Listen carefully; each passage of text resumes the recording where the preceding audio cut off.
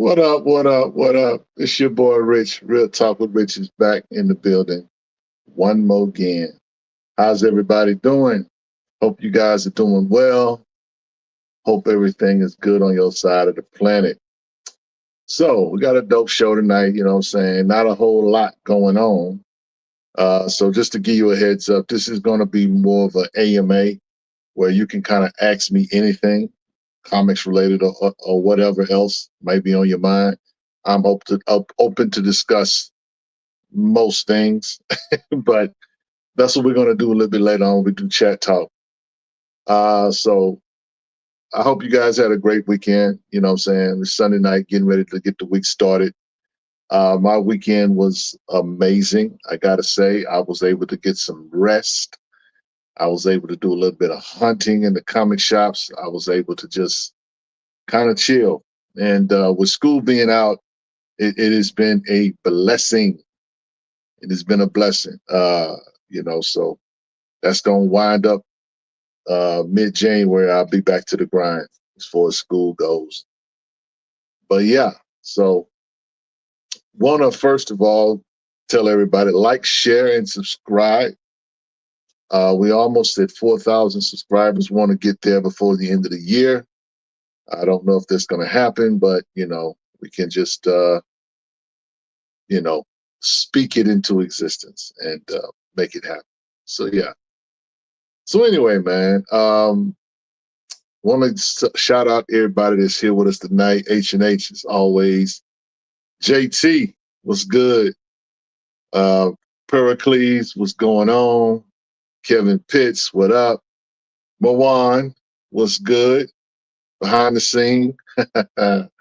Yeah, here we go, Steelers. Robert Monroe Jr., as always, salute. Charles Stewart, what's good? Yeah, man. Glad you guys could be with us on tonight. Please, like I said, like, share, subscribe. Tell a friend, tell a hater, let everybody know we live. Dog, what's good? If you got a little change in your pocket, you want to be a blessing and you want to support, please BCL. Hit us with a super chat. ALJ. Oh, let me see. How is that? Yeah, 2997002. Salute. But guys, it's been an interesting week. Now, I've been kind of like chilling for real. Watched the game on Thursday night. Or the Detroit Lions. That's a bowling ball with razor blades. Ain't nothing stopping that. So shout out to all the football fans out there. They the business. Didn't watch a lot of football, Charleston. Now we're not telling haters, especially going into next year. That's what's up. But watched a little bit of the Cleveland and Pittsburgh game. Shout out to the Pittsburgh Steelers. They won in great fashion. Of course, it didn't hurt that, Cincinnati's field goal kicker couldn't kick a field goal to save his life today. That was depressing. I don't know what's going on with the field goal kickers in this year. Field goal kicking is not what it's been. These guys can kick a field goal 60 yards, 65 yards, but they can't kick nothing inside the 40. I don't understand that. Between 55 and 45-yard, 35-yard field goals, it's always in the wind or hanging left. I don't know. All I know is that there are going to be a lot of people looking for a new field goal kicker after the season is over. Yeah, field goal kicking is not good. There's some guys that's solid with theirs, but man, I've seen a lot of football teams, miss a lot of field goals. I'm just glad my squad is on. They had a bye this week, so I don't have to stress about them. So we'll be back to shenanigans next year. No, I should say next week. I'm sorry. So Robert Monroe Jr. says, not sure if I mentioned last week, but I found the Wakanda World of Black Panther omnibus at Ollie's for $35.99. Get yourself an early holiday present for sure.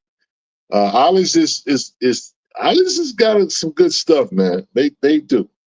If you catch them, that's the thing about it. When the word gets out that they have this, that, and the third, people go get that stuff, man.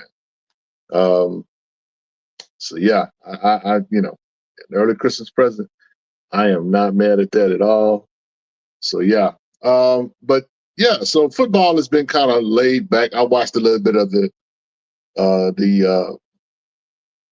who was it? 49, not 49ers, the Chiefs, the Chiefs game with the Chargers. I was watching that before the show got ready. We got ready to do the show. And so I didn't, like I said, I didn't really watch a lot of football today. Just kind of chilled. I saw a little bit of football, but I don't, you know, I didn't overdose like I normally do. So yeah. So Mawan says they stopped getting those shout outs on WKRP. Wow. You guys are hilarious. So yeah, we got a show to get to, man. We might as well go on and get into the shenanigans on tonight. And first, before we do that, though, I want to mention we did a show on Saturday with Stranger Comics. Shout out to Sebastian. There is the She Tribe Black Comic Lord variant. I believe that they still have a few of those available, guys. So why don't you go on over to strangercomics.com and try to find that. You know, that's the Black Comic Lords variant. And you know, order that and use the code BCL. You get 10% off. 10% off your order. So they had a seemed like Derek and Paul had a good time with Sebastian on yesterday, and so you know that was one of the treats that was made available. So I gotta say, man, that this She Tribe run that they're doing is pretty. The covers have been amazing. I went to the shop and I picked up my Naomi She Tribe Blade variant. That's this one here, and I definitely love it. The only thing, and I got it. Not I didn't get into it, but I kind of what's going on, Bo Big? What up? What up? Thank you for the super chat, but I kind of got into my shop about this cover here, and the reason being is that the way they pack comic books, right? They pack these comic books on top of one another, and card quality or paper quality is important. But what happens is on some of these comic books, there is a thin layer of like wax that is on the covers, and sometimes you can see it. You have to look at it real close, but you can see it where it's got like small, tiny scratches. And so I was kind of irritated. And this was $20. This is $19.99. This variant, you know what I'm saying? But I'm a Blade fan, and so I had to have it. And so my LCS guy was kind enough to let me get a little bit of a discount on it. So for that, I'm grateful. But yeah, you know what I'm saying? I love the She Tribe stuff. I got that one. Then I got, of course, this one here. This is like the A cover for Niobe. Of course, I got this one in the mail that Sebastian sent me. I think some of the other guys got this too, the Wu-Tang She Tribe one. And then I got this one too. I think this is the one I ordered, this cover here. So yeah, man, Canaan White for sure. But we had a good time, man, and you know, shout out to Sebastian and Stranger Comics. Story was dope as well. So y'all check it out, man. That's a fantastic story. I'm hoping at some point that story gets told on the big screen. But I want to salute my man Bo Big for the super chat. He says, "What up, Rich? Good evening, all. Let's go, Derek." Show me the money. Yeah! Louder! Show me the money. I need to feel you, Jerry. Show me the money. Jerry, you better yell. Show me the money. I love black people. Yes, yes, indeed. H&H says, I found a seller on eBay who was selling the 2009 original print of The Untamed for less than $14. Picked up a few. That's what's up. That's what's up, dude.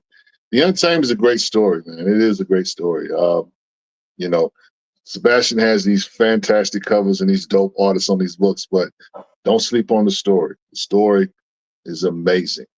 And H&H says, Sebastian said last night there will be some Untamed movie news soon. Good to hear that. Good to hear that. So, with that said, guys, let's go on and get into the shenanigans on tonight. Low-hanging fruit, that's a segment of our show where we talk about the news and things of that nature. And, we've been talking about, I always talk about the NFL, but I never talk about the NBA. So we opening things up tonight with the NBA with an article from basketballnetwork.net. Charles Barkley fires back at Anthony Edwards for saying Michael Jordan only had skill in the old days. I'd love to see him chase Reggie Miller around. Legends often claim that their era was more physical and skill, but recently the tables turned when Anthony Edwards, this is the guy who plays for the Minnesota Timberwolves, one of the today's rising NBA stars, made a bold statement about the league's past. It brought on a whole load of reactions from players of old generations, countering the opinions of the NBA star. In a recent interview, Edwards argued that the game in the 1980s and the 1990s lacked overall skill level seen in today's NBA. While acknowledging Michael Jordan as an exception, the Minnesota Timberwolves star suggested that players in earlier eras were less skilled than today's talent pool. Quote there says, they say it was tougher back then than it was now, but I don't think anybody had skill back then. Michael Jordan was the only one that really had skill.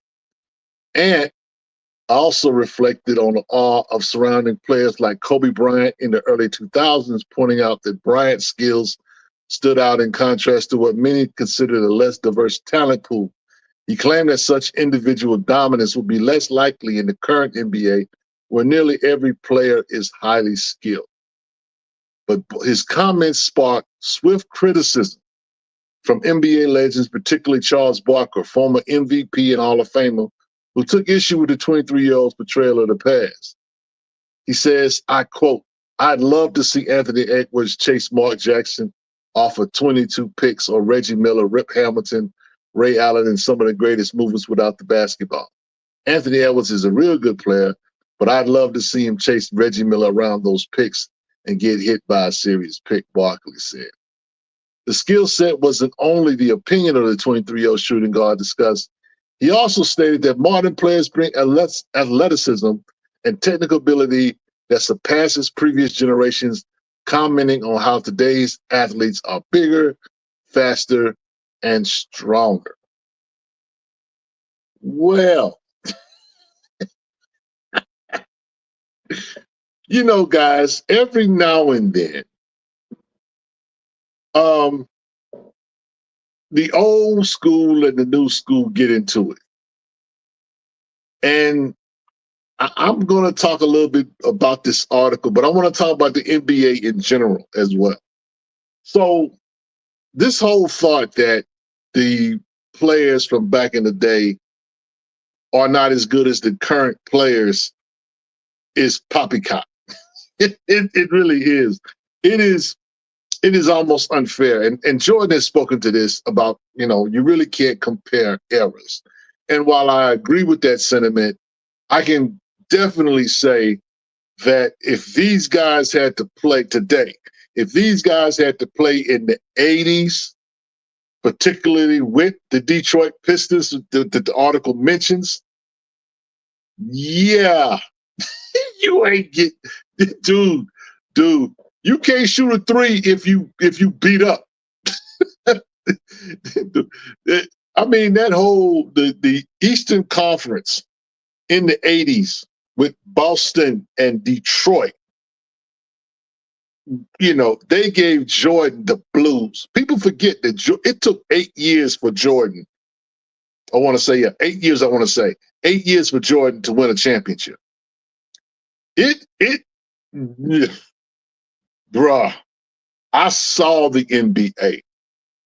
I was a big NBA fan, and I'm going to tell you why I'm emphasizing was.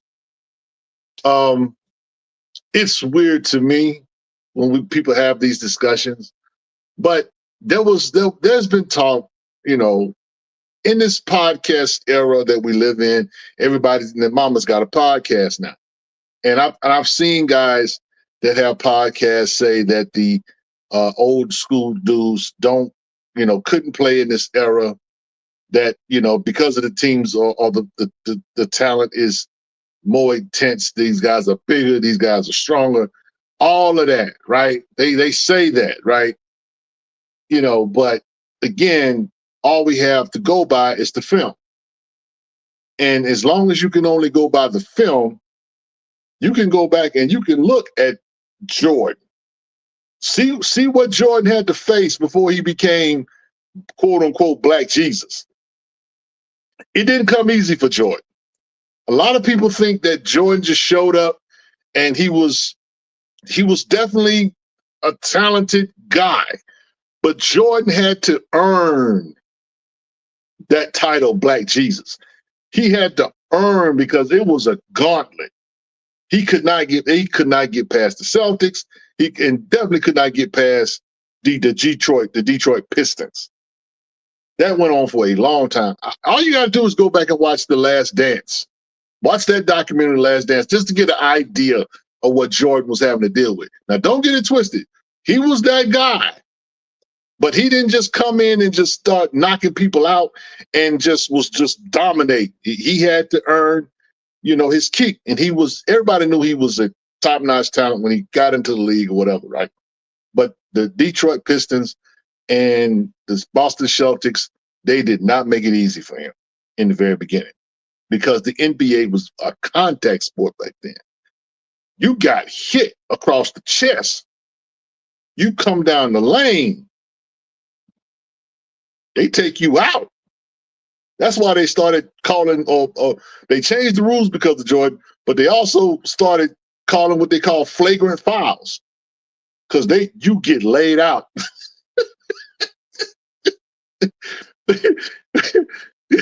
You know what I'm saying? It's a little different. This little different.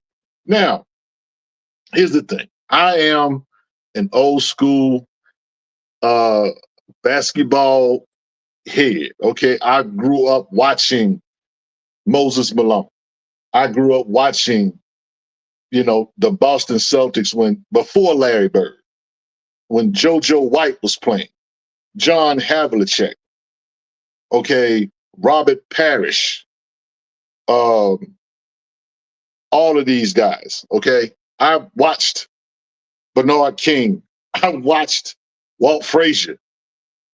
I watched the old school before the NBA was popular. Dr. J, when he was playing for the New Jersey Nets, when they were an ABA team.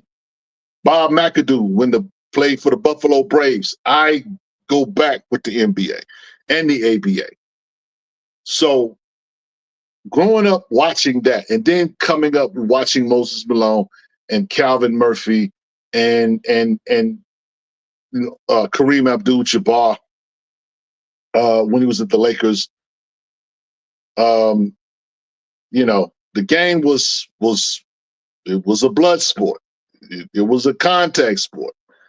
So you had to be tough to play in the NBA. Okay.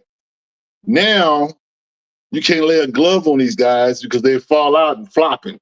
Flopping was a real big thing for a long time in the NBA. And, it became, the NBA almost became unwatchable. Some will say even today that the NBA is unwatchable. I won't go as far as to say it's unwatchable. However, I do not like what the NBA has become. I don't need to see 50, 11 million threes, okay? I understand the chef, Steph Curry, who loves not to see that guy shoot threes all day long. But I don't need to see threes every night from every team. No one plays in the paint no more. You know what I'm saying? I watched big men when the NBA was a big man sport. when you had to go down into the paint and then kick the ball out, that kind of thing. It's different now.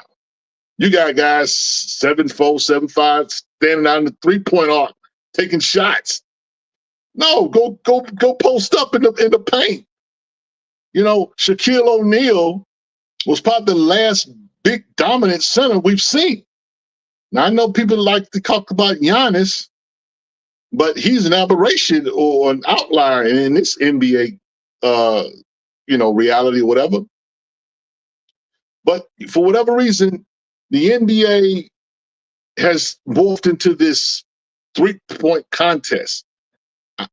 And it's okay, but am I going to like really spend bread, get the NBA pass, watch the games through and through? I haven't really sat to watch an NBA game in a couple of years. I will sit, if it's on TV, I'll watch it, but just go out of my way to like watch the NBA, I've kind of checked out. As Styles was here, said they don't know about Akeem Rich. I mean, look, I grew up watching Akeem Olajuwon, one of the best centers in the history of the game. And I watched this dude every night for well over a decade. And from when he was in college, how raw he was, till when he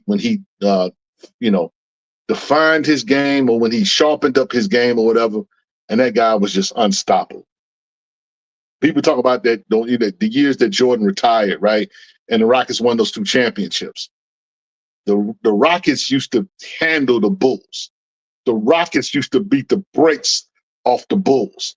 Jordan had so much respect for Akeem. Jordan knew Akeem's stats and said that as much, that if him and Hakeem were ever on a team together, they would never lose. They would never lose, because that guy was a big man. He could play like he was a power forward or a small forward. He could, give and go, what I'm saying, block shots or whatever. And you got someone like Jordan on the outside. And that was the thing, the Rockets, the year that the Rockets drafted Hakeem, there was an opportunity for them to get Jordan. But, things happen the way they happen, right? And so, again, it's just, I just remember the games being so competitive. The NBA had a saying. They said the NBA is fantastic. The NBA is no longer fantastic. The NBA is about load management and, going to games and not seeing superstars. That's why people idolize Kobe Bryant, because Kobe played hurt. A lot of times when we went to go see Kobe Bryant play, Kobe was dealing with some kind of issue, but you would never know, because that dude would just go. He would just go. He would just go. He was just that kind of guy who had toughness that these guys don't even, they take 20, 30, 40 games off. How are you going to sustain a fan base if you don't even know when your superstar is playing? This is what a lot of these guys are doing. And I'm in Texas. And I'm going to not shoot no slugs, but I'm going to keep it real. San Antonio Spurs won like 4 or 5 championships. But they won those championships. Shout out to Greg Popovich, but I got to say it because this really started with them. Greg Popovich started the load management deal. He did that with Tim Duncan. He did that with the Admiral. Okay? They won 5 titles, I want to say, but he was one of the first ones to not play a guy in certain games. Now, here's the deal. The NBA has the NBA was really guilty of doing a lot of stuff technical. Like if you play a back-to-back game, right? Chances are that guy or that superstar of the team either he's going to play only a half a game or he's not going to play the second game. it was rare for a guy to just like play every night. When they introduced that caught everybody's attention. Look, we need to do what he's doing. Because this is the thing about the NBA. The NBA season is 82 games. 82 games. And it's literally running up and down the court in basketball shoes. All right? All day. So your knees, your ankles, everything, your shoulders. When you're really playing that game, it's a game of endurance. And see, that's the thing about sports like, say, golf, for example. You know, part of the golf's allure is these guys go out and play 18 holes, but they walk 18 holes. They don't get in a golf cart and drive. It's part of sportsmanship, a part of being who you are is your ability to have endurance. So the NBA has kind of like allowed this little wink, wink of you don't have to play tonight. They've kind of left it unchecked. And so what you got is you got a superstar, say like, you know, Kawhi Leonard. I'll pick on Kawhi because he's definitely one that he is the king of load management. So Kawhi, you know, you might want to see Kawhi play. If he come into Dallas or whatever, right? I don't know if he's playing or not. I buy tickets to the game just to find out he's not even playing. So now you got a lot of people who are tired of paying money for these subs to play. You want to see the top talent. And so the NBA has got an issue that they better deal with. People are starting to talk about it. The superstars, the old superstars, and the media are starting to talk about, look, your product is starting to look like trash. And that means no one's going to want to buy your jerseys. No one's going to want to buy tickets to your games. People are going to bypass getting NBA pass. All of these things that you think that this is not the same game. So I can respect old boys Anthony Edwards' opinion or whatever, but bro, we can't get y'all to play 82 games. Y'all might be bigger, faster, stronger, but y'all definitely ain't got no energy. And how much energy do you need to shoot 3-pointers the whole night? I'm just saying. So the NBA is listen, guys are not even, and I'm not even a gamer, but most guys that love the NBA, they would love to get the video games and stuff. People don't even talk about the NBA gaming systems no more, hardly. People not even talking about that. The NBA is in a weird space, and it's been like that for a while. And nobody really wants to call it out or whatever, but you know, and it's so weird that these in these podcast days or whatever, some of these former NBA stars now have podcasts and they talk about all the stuff that goes on with the NBA and that kind of thing. And it's just weird to me when they say stuff like this because it's kind of like, okay, dude, now, if you could speak on it because you were there or you were in the middle of it, that's one thing. But if you're just speaking on it from like a hating aspect, or you just think that some of the things that people are discussing are invalid, that's a problem. Your product is not as good as y'all think it is.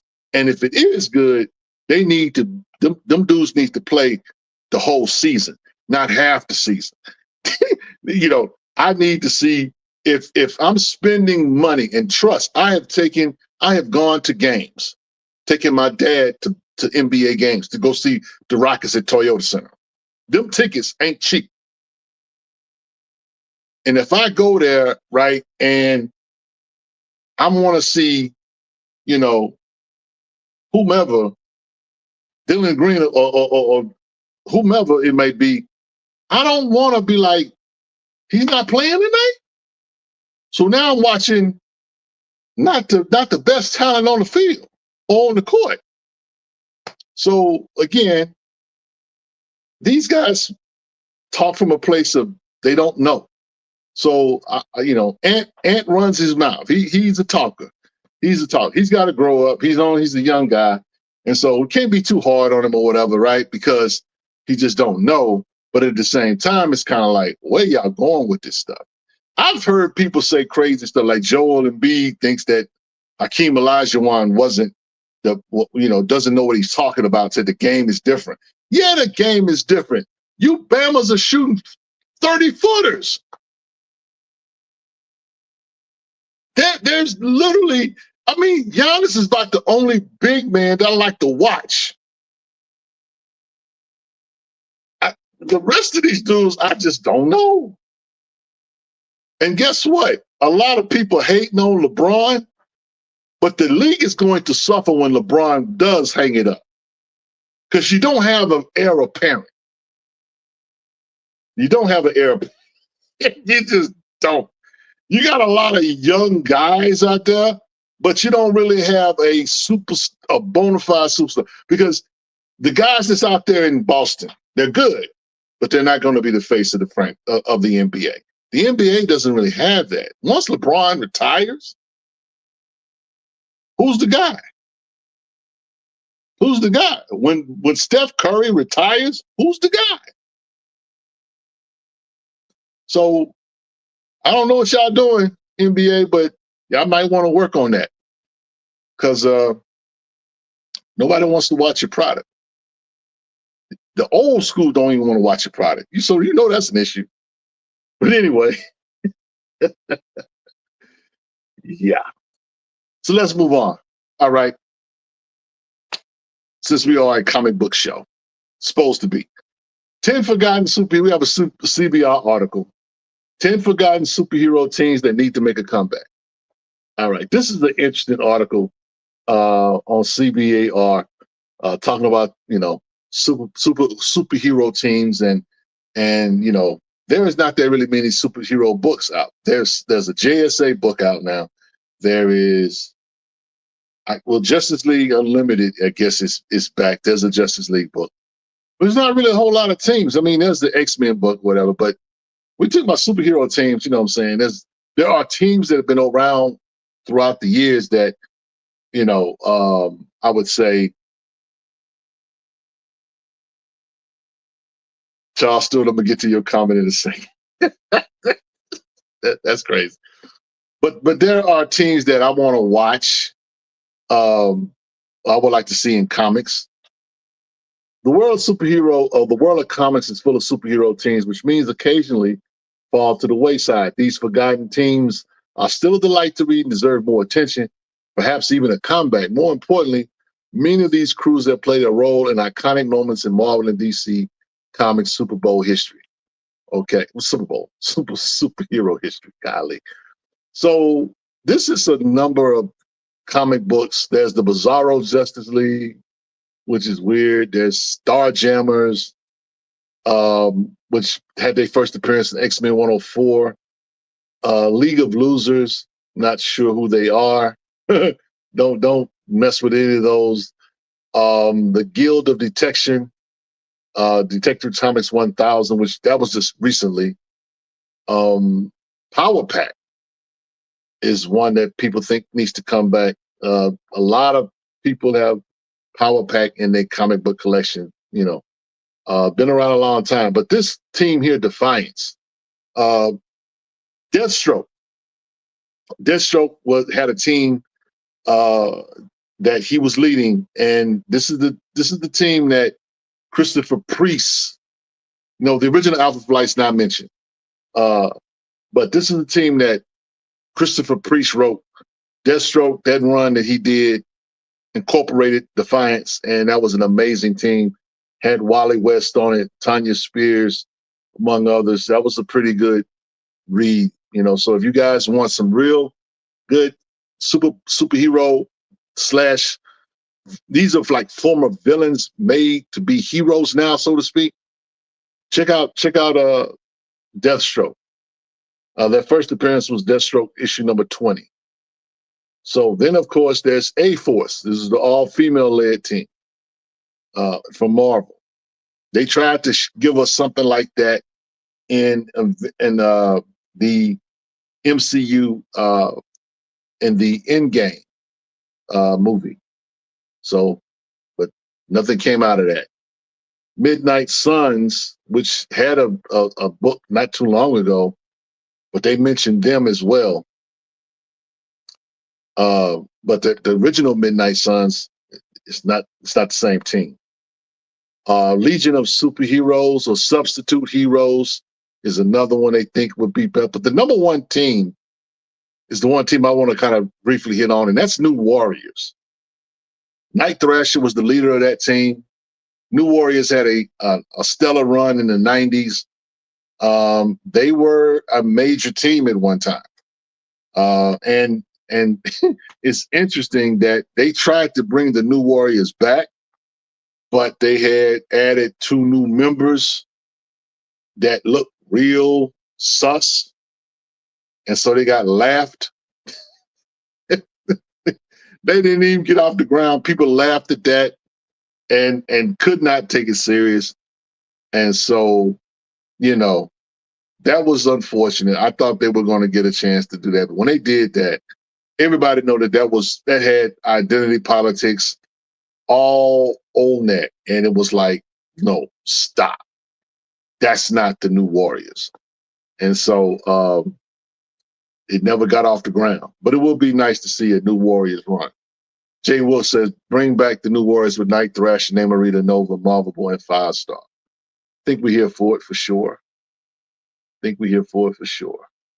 So yeah. So y'all tell me what team would y'all like to see? What team would y'all like to come back? I would like to see another Batman and the Outsiders. I would like to see another run of that, but we may get that in another year or two, I'm guessing. But Charles Stewart says, so you tell me you're not down for watching the NBA in the future when they start hitting shots from 3-point line on opposite sides of the team? No, I'm not here for that. Nah, I'm good. I like the 3-point shot. I just don't need to see teams that beat the offense. No, we need to see some.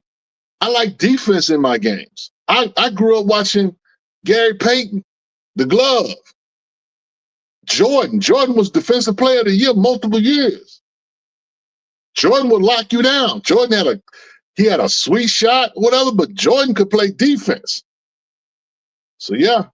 Now my man Pericles says he would like to see the Crew. Now the Crew, man, they should have been did the Crew. Now we got a lot of creators in our space. Shout out to all of them. Somebody do a pitch. Someone send Marvel a pitch for a new warrior. I mean a Crew, either Black Panther in the Crew or just the Crew. I would like to see the Crew again for sure. Ray says the first 54 issues of the OG New Warriors was awesome. The team was diverse without making a big deal about it, for sure. Nazi says he would like to see the Terrifics come back. But maybe with some numbers aside, Mr. Terrific. Yeah. The Terrific was that was a nice book. That was a book that DC had like 4 or 5 new characters. They had like a Spider-Man type character. They had the Terrifics. They had it's like a new age of superheroes promo that they were doing. But they had like 4 or 5 titles that they did, and they shut them all down at the same time. But yeah, I wouldn't mind seeing that. I wouldn't mind seeing the Terrifics come back. Yeah. So yeah. KL's the one that says Gary Payton hands down. Oh yeah, Gary was hilarious, bro. Talked a lot of trash, but he was about the business. He was about the business. Definitely one of my favorites to watch. Jay Wilkes, Alpha Flight had some great stories. Puck, Sasquatch, Bots, North Star. You know what's funny about Alpha Flight? Alpha Flight is one of those teams that people like, I mean, it's almost a cult, I would say a cult following. And you can find Alpha Flight runs, full runs of Alpha Flight in comic book shops. And so people are reading it, and either they're not necessarily keeping their books or people get multiple copies of it. But I've seen full runs of Alpha Flight. The first volume of Alpha Flight, all day. You know, and it's a Canadian team too. So I think that's one of the reasons why it was not as popular. But the stories have been, you know, pretty dope and amazing. So I love Punk and I love Sasquatch, you know. So yeah. So, man, with that said, look, I'm going to take a break. He says, before we go, he says, how many issues do you think the Crew series needs in order to get a proper, full, fleshed out story? If you give that to Dwayne, if you give that to I was going to say Dwayne McDuffie. Can't do that. If you give that to David Walker, or I would even say Brandon Easton or Brandon Thomas, either one of the Brandons, you could get a full fleshed out series. I would say 10 issues. You could tell a story. You could tell have one story arc, and then you can also bring in elements of each character. You know, if you want to tell a secondary story, you know, or if you want to flesh out some character dynamics in terms of relationships. I think if you give a story two story arcs, I would say 10 issues, you should be able to get it done. One issue, if you bring in, say, like the Crew as they were, and try to pick up a story from, like, you know, they get back together. They, you know, it's kind of like starting the band again or whatever. You don't really have to know each other's moments or movements or that kind of thing. You just kind of roll. You could probably do something like that in an action-packed series. But if you're really trying to tell a story, then of course that would definitely take some time. But I think that with the right writer, you could do it. You could do a 6-issue mini or a 5-issue mini and tell a dope story. But to be fleshed out, fully fleshed out or whatever, it's kind of hard to do that in 5 issues. It's doable. I'll say it like that. It's definitely doable, but everybody doesn't have that skill level like that. But you definitely can do it. KS says, I never read about that Alpha Flight team, but maybe when they guest appear in someone else's comic. Yeah. Yeah, Alpha Flight is old school for real. Old school. Definitely worth checking out, I would say. You know, go get the first 4 or 5 issues of that, read it, see if you like it. You know what I'm saying? I think you dig it. But look, guys, we're going to take a commercial break. And when we come back, we're going to have AMA. That's Ask Me Anything. That means you could talk to me about whatever. And if I can speak to it, I will. And if I can't, I won't. We don't have a down the rabbit hole segment. Don't have Collector's Corner, none of that this week. We're just going to do an AMA. I'm going to let you guys lead the conversation. So whatever you want to talk about, no subject is off the fence. If I can speak to it, I will. So, Derek, take us to commercial. We'll be back in about a minute or two.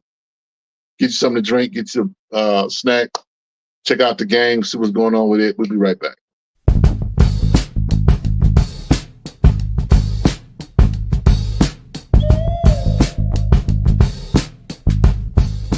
Dear Mr. Billy Graham, I know this letter is late, but you know what they say, better late than never. And I'm writing to you because I know you'll never read this or hear this. It's a measure of therapy for me, I guess. Wondering how you never get mentioned when you are really only one of the few worth mentioning. After all, I don't think Sam and Dave had you in mind, but without question, you are a soul man. How else can you explain how a man can draw tears so well if he never shed any tears of his own? Yes, and I hear music, especially drums, when I see jungle action panels. And when I see Luke Cage panels, I hear the jukebox blaring out horns in the after hours joint. I guess I'm trying to say, Mr. Graham, that I dig your style, and you deserve to be celebrated like the heroes you drew. And like I said, you won't see or hear this, but I'ma say it anyway. Thank you, Mr. Billy Graham. You are a Black History legend. Respectfully, the Black Comic Lords. If you like this video, please like, share, and subscribe to our YouTube channel. Until next time, peace.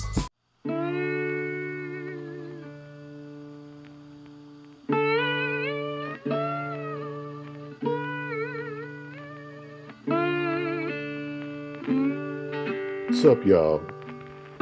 Billy used to sing about southern trees bearing strange fruit, while Paul Laurence Dunbar explains that we should wear the mask to conceal our tears and sighs, while they hide behind bedsheet hoods, being up to no good.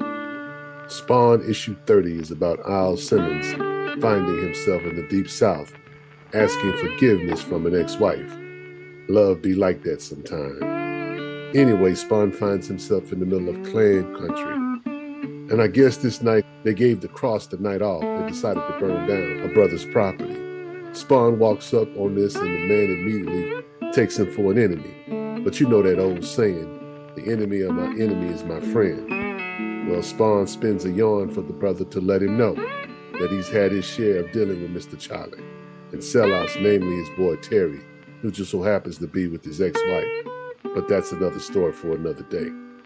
So Spawn goes looking for trouble, dressed in Klan robes, and he finds himself swinging from one of those southern trees that Billy was singing about. But you know, you can't kill someone that's already dead. And let's just say Spawn exacts his revenge for the brother he met and for himself by an unmasking of his own. So check it out. If you like the video, please share and subscribe to our YouTube channel.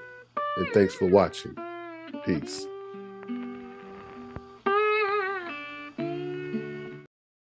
We back. So before we get into the AMA chat talk part, let's talk about what's come out on TV in the last week or so. First up is Creature Commandos, HBO Max. Okay, got a chance to check out both they dropped 2 episodes at the same time.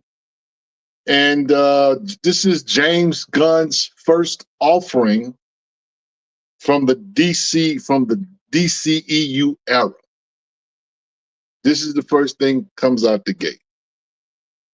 Now, Creature Commandos is an adult show. It's animation, but it is adult animation. It is not for children. Repeat, it is not for children.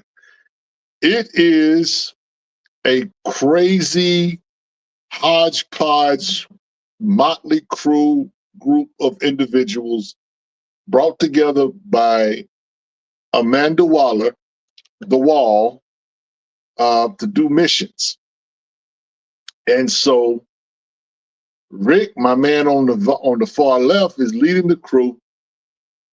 And let's just say hilarity ensues, among other things, in this show. James Gunn's humor is, I would say, very what's the word I'm looking for? Immature.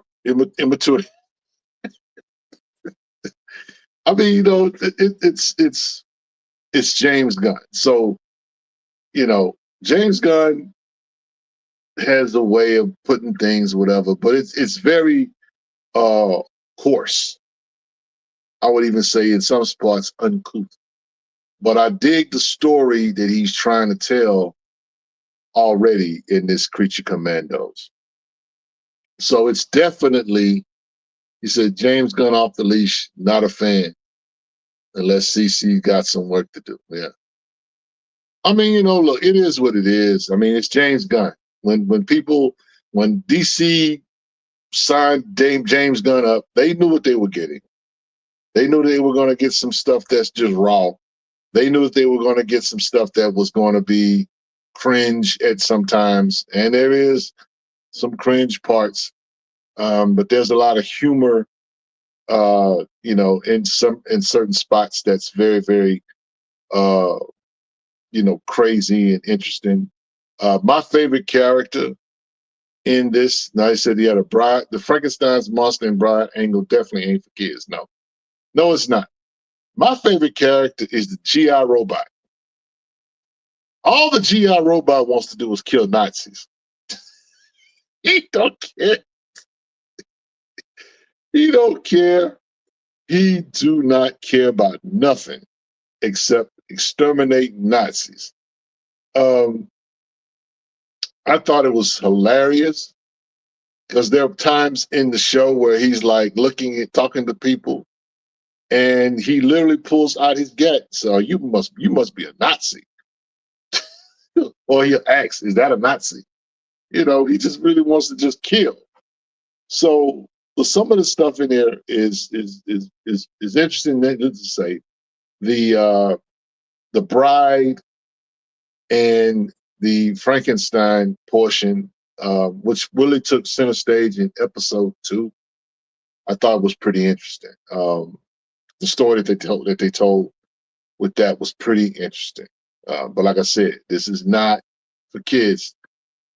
Vandolph the Black says, I think he needs to have some work like this out there in the universe to create this sort of cool, very Vertigo style, a la Heavy Metal magazine. He needs to make this more straight edge comic work. I mean, look, there's a book in the store. I have not read it, but there's Creature Commandos on it, as far as a comic book. It's out right now. This is not kind of my first exposure to Creature Commandos, and it's, so I took it for what it was. I kind of like it. Dr. Phosphorus is a little interesting.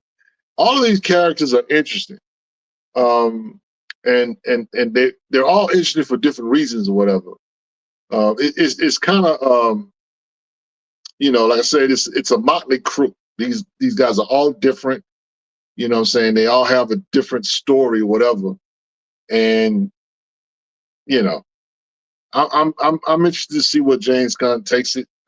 You know what I'm saying? I mean, the shock value, it's part of this or whatever, but I'm hoping that by and large he's going to tell a larger story. So we'll see. But it's two episodes in, and so I gotta give it a thumbs up. It's definitely worth the watch. Now, Eclectic says the comic is pretty different. The Frankenstein's monster is not the original, rather some reanimated soldier. See, there's that too. So but again, this is James Gunn. This is kind of what he does. So he likes to play with stuff, and hopefully he doesn't break it. But yeah, I mean, this is a pretty cool story. So we'll see, what happens with it. Behind the scenes, it looked like Hellboy got some competition. Yeah, that's what it looks like for sure. We'll see. Kevin Pitts said, adult things definitely going on. I was a little surprised. I mean, I was too. I knew it was James Gunn, but I didn't think that, of course it's HBO Max. So there's that, you know what I'm saying? Even though Warner Brothers is doing a lot of stuff with DC on the Max, so I'm thinking, okay, if you're thinking that you're going to watch this, right, with your kids, you might not want to do that. Matter of fact, I recommend that you don't. This is, like I say, this is a R-rated show. PG-13 at the least. The question says, is it better than Invincible? Too early to tell, to be honest, Dion. Invincible had its wait and see feel to it. It wasn't just great at the very beginning of it. So we'll see where he goes with it. But these first 2 episodes were all right. They were solid. They were solid. So yeah. So the place that wasn't expecting the monster to be a voyeur. Well, hey, like I said, it's James Gunn. Watch at your own risk. That's all I can say about it. So, however, again, if you want something to watch, yeah, Superman on the Cross is crazy. Hey, bro, there are no sacred cows. When it comes to James Gunn, you got to know what you're getting. It is what it is. Now, Charles's personal opinion, I think it's fine. It's not the best thing ever, but it's definitely not the worst thing ever. Definitely middle of the road for me as of right now, but only 2 episodes. Yeah, it's still new. It's still new. So, like I say, this is not something that you want to watch with your kids. But I do have something that you do want to watch with your kids, and that's the show from Disney Plus. Disney Plus debuted a new Star Wars show. Yes, Skeleton Crew. Skeleton Crew debuted just a week ago, and they like James Gunn and you know, they released 2 episodes as well. And this is a pretty interesting story. This is a kid-friendly story, or at least that's what it appears to be. I think that's what it's going to be, you know, because again, these are kids. These are, even the aliens are kids or whatever. But basically, this is a story about a group of kids who go on an adventure. They they go into a spaceship that's been buried without giving it away, and they wind up taking off and having adventures. And that's what it looks like the story is going to be about. These kids having this adventure. As Derek says, there are tons of Easter eggs. There are tons. Derek, we talked behind the scenes, and there's one. We'll share this one Easter egg.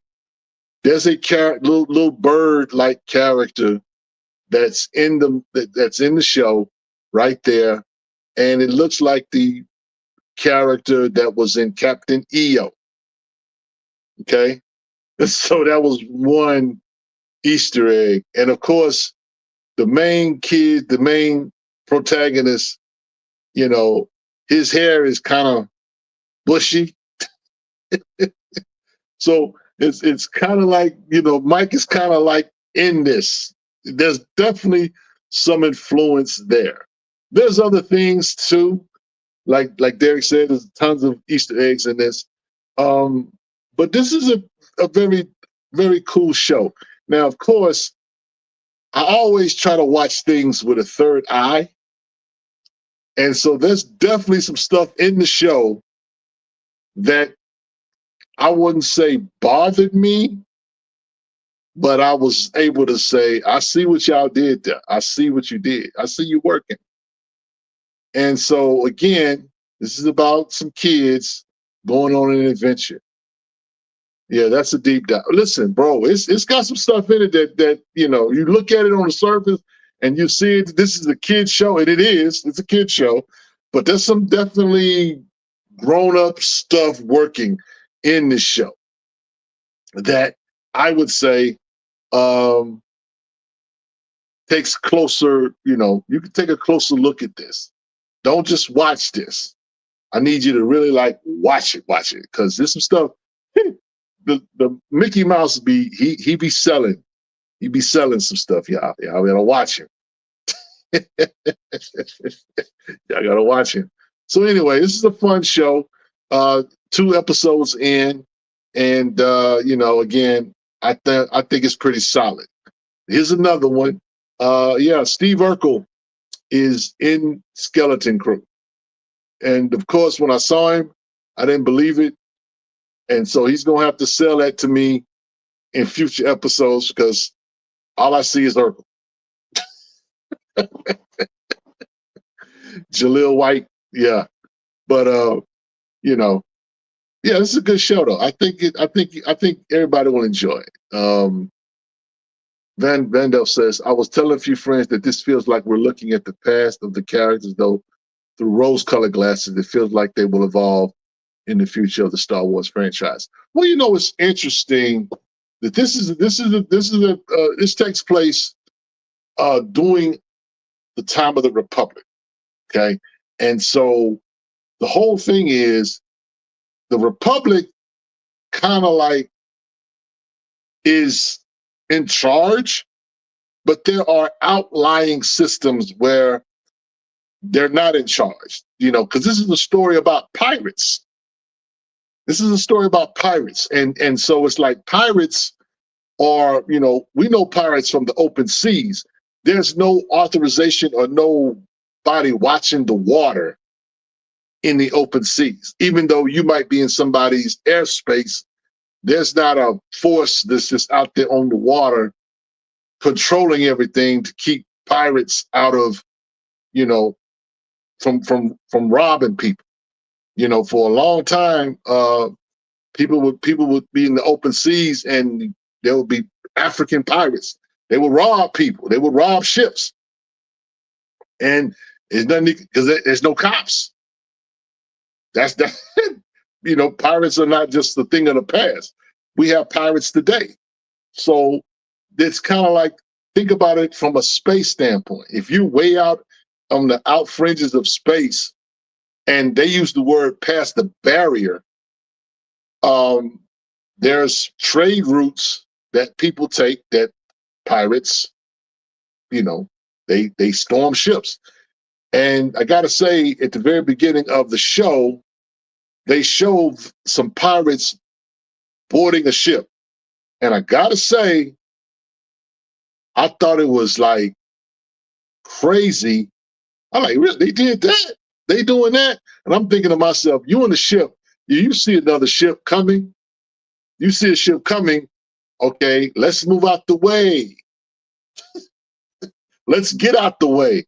That's a ship. That's a pirate ship. Why is that ship trying to come close to us? I'm not gonna let that ship come close to me. But again, it's a show. Wouldn't be a show without it, right?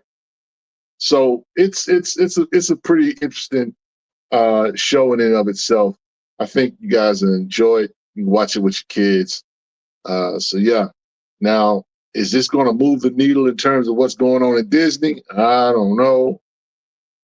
Disney will Disney. I'll say it like that. So, but on the surface, this seems to be pretty cool. But there's some things in the show I saw that I didn't necessarily care for. But I tell people this: it's technology in everything you see. You just got to know how to spot it. I just happen to have a good eye for stuff, and paranoia. Yeah. So yeah, man. But Skeleton Crew, solid. 2 episodes in. I think they come out every Tuesday. I want to say. But yo, check it out. He said Cyborg Urkel. Yeah, pretty much. With that said, guys, let's go on and get into AMA. He said he shoots one of the kids by accident and says, "Did I do that?" I hope not, bro. We don't need that. We don't need that. I think he's trying to put Steve Urkel in the back in the rear view. But it was kind of interesting to see him, in that, because when he shows up on screen, I was kind of like, Urkel? But yeah, and he's playing a pirate, so yeah. So anyway, let's talk about whatever it is you guys want to talk about. What's on your mind? Like I said, ask me whatever. I'll try to address it. Comics, that my favorite comic book reads of the week. I gotta say, I definitely enjoyed the Miles Morales book that came out with T'Challa and Black Panther. Very, very good read.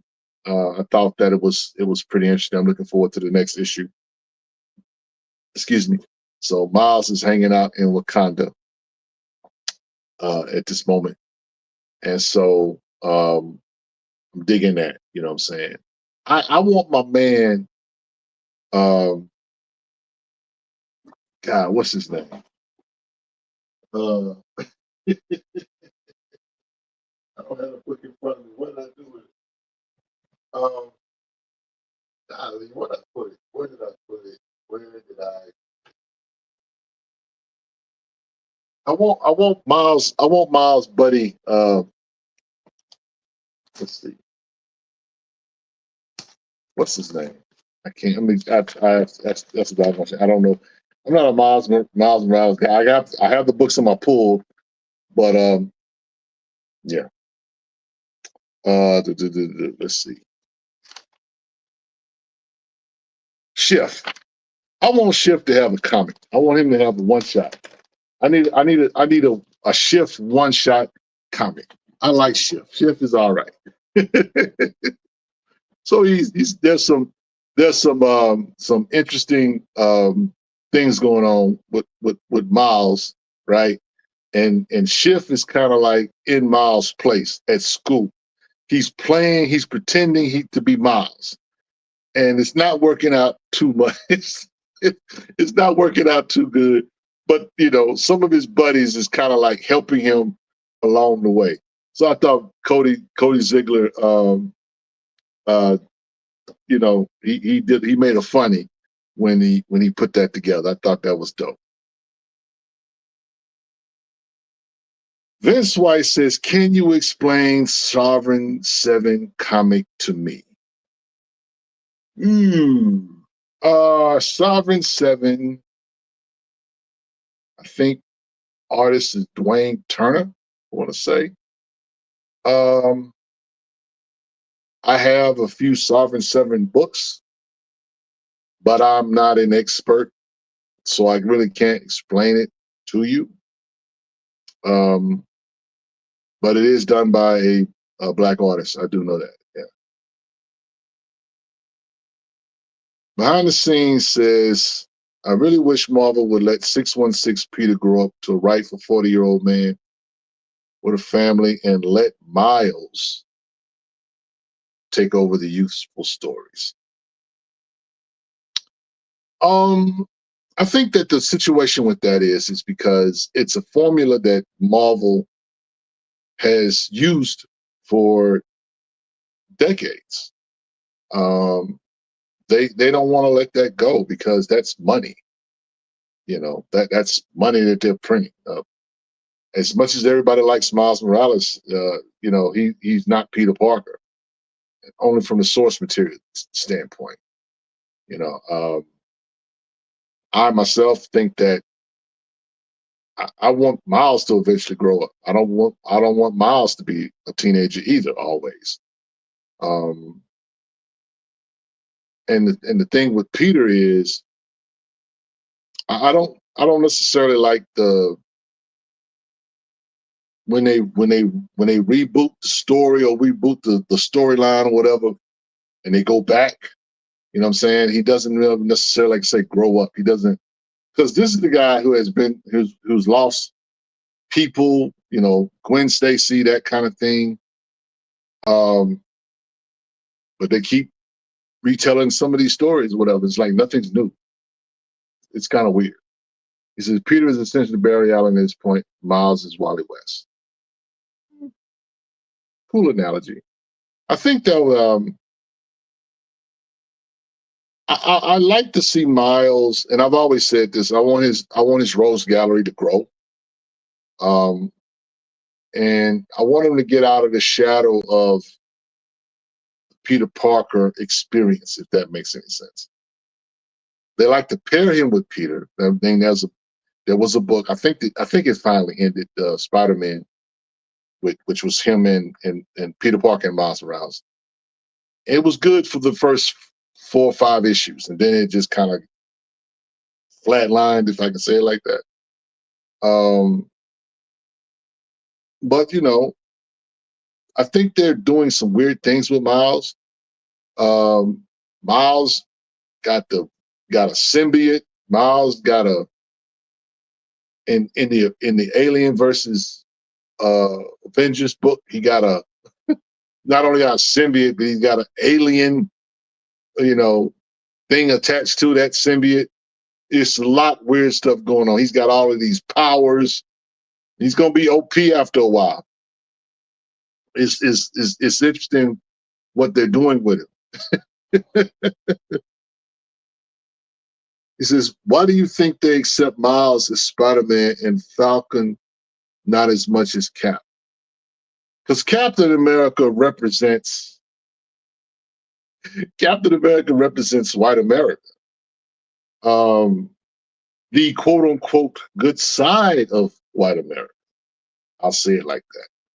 No, it's interesting to see what this movie that's coming out in February, Captain America, you know, Brave New World or whatever it's called, what it does. They're releasing it during February, which is Black History Month, because maybe Marvel is thinking that Black folks are going to show up to see Cap Falcon like that, and I just don't think they are, because people really don't like Sam Wilson as Captain America. I think they told some good stories. That one run that he had, Sam Wilson, Captain America, I thought it was pretty good. It had that featured Rage in some of the stories that they could. Of course, they're not telling those stories, but I think they could do some good things with that story, with that character. But at the end of the day, Falcon, me personally, I didn't like him taking the map. I felt like it was not a promotion. It was a step down. You don't take an original character and you make him a legacy character. I just don't like that. I don't like that even when it comes to other superheroes, white superheroes, or whomever. I just do not like that. Now, will I be entertained? Will I go see it? Will I buy comic books and read about it? I absolutely, most definitely will, because I like Sam Wilson. But as Captain America, it's a little different. You know what I'm saying? Because again, what it represents. And for some white people, that's Steve Rogers is Captain America, not Sam Wilson. Am I mad that white people don't like Sam Wilson? No, because they got a point. You know what I'm saying? And the thing about Cap, what I like about Steve Rogers is that he will stand up in the face of prejudice and racism or whatever.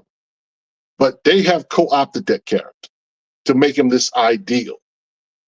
And, for some, that's what it is. That's what it is. Charles Stewart said, I agree with Rich, but because ultimately removing Peter from his classic position is like changing the McDonald's fries for a newer product that the majority doesn't want.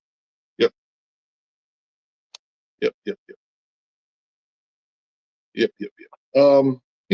And again, that's kind of where that goes with that. Charles Stewart says Miles is never going to come back from Super Saiyan Goku status. Once Cody Ziegler introduced that electric lightsaber, it was all over. Look, I'm here for that. I just want them to don't overdo it with the powers and all that. Let him grow into this stuff. You know what I'm saying? What good is it for him to have these? And he's fighting street heroes. He's fighting street characters. Let him deal with some cosmic type stuff. That kind of thing. So Spec says, is Miles a legacy character or original character? No, he's a legacy character. He's a legacy character, Specs. What's going on, man? Good to see you, bro. He's a legacy character.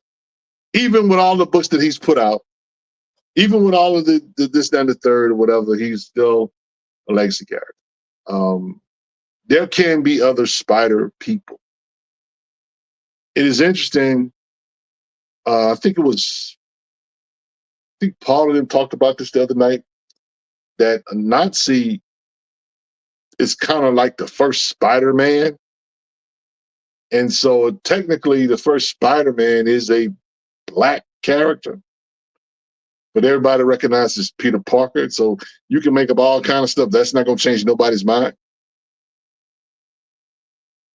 Thor asks me, says, please explain to me why you have an issue with race or gender swapping when it's all fictional to begin with. Well, I don't have an issue with race swapping or gender swapping in the sense that, if I'm watching something, right, and it has a cultural connection to it, then it's a problem. It's like Hemdall. I'll give you an example. Your name is Thor, right? But Hemdall is a Norse character, okay? From the Norse gods. That's a real pantheon of, Norse or I would say, Caucasian, if I can use that word, characters. That's what they are. You can't make Hemdahl black man. His name, if he was black, his name wouldn't be Hemdahl. he just wouldn't. You know what I'm saying? And so it's kind of like, even though you're saying it's not such a big deal, try to make Black Panther white. It don't match. And the reason why it don't match, even though it's made up, is because Black Panther in and of himself is a cultural character, meaning that his character and the center of his character is based in his Africanness, it's based in his culturalness, it's based in these things that are centered to the character. When a character's race is not centered to who they are, you can have fun with it all day long. Same with gender. If a character is I'll just take to give you an example, I'll just take the Eternals. There was race swaps, there was gender swaps all over that movie. That movie did not succeed because people did not see the comics. They did not see the characters that they read in the comics. They saw something else. And here's the funny thing about that. The people that they were trying to appeal to, they didn't even go see the movie. They didn't go see the movie. They could care less. No one's jumping up and down about this character being this gender or this, because again, the people that's supposed to care about this stuff don't care enough about it to even bring it up. It's like it's literally like trying to get someone to care about something that they themselves don't care about. It's like, okay, I'm going to do these things because at the core of this race swap, it's gender or identity politics. At the core of what they're doing, and I'm not a fan. I'm just not. It's not that I can't watch something or whatever. I'm not going to poo-poo it, but at the same time, if I'm a comic head, I'm looking for things to be comic accurate when I see it on screen. Me personally.